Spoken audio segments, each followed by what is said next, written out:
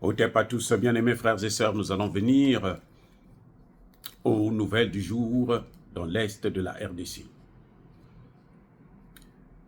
Les Wazalendo et les FARDC, l'armée congolaise, sont en train de continuer, poursuivre, j'allais dire, l'offensive dans le territoire de Lubero, de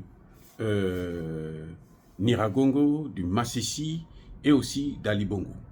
Ali Bongo est quasiment libéré.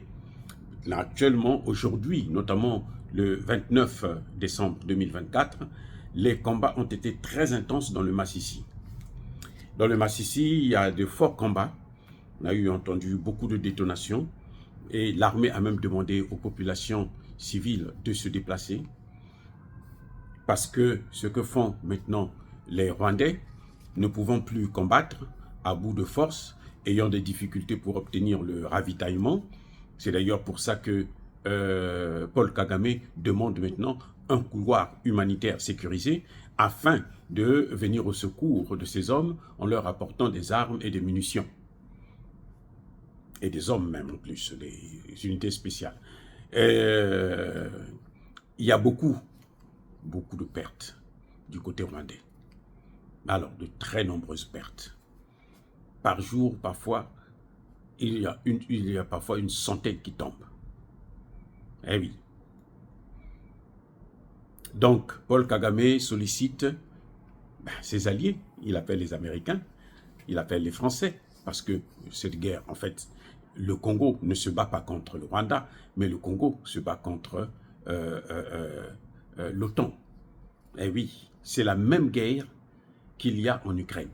Celle que vous voyez au Congo, là, c'est exactement la même guerre. Le Congo est en guerre contre l'OTAN.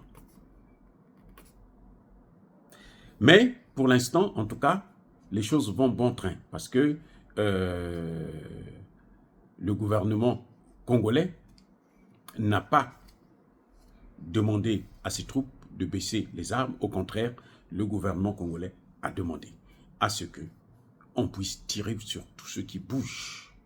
Tout ennemi qui bouge, tout ennemi qui rentre sur le sol congolais, tout Rwandais, Ougandais, Kenyan et autres qui vient pour nuire le peuple congolais doit être neutralisé. C'est la consigne que nous avons reçue de la part des plus hautes autorités, notamment du président de la République, Félix Tshisekedi. Donc, les combats sont très intenses à Mweso et à Minembwe. Ah oui, très très très intense. Maintenant,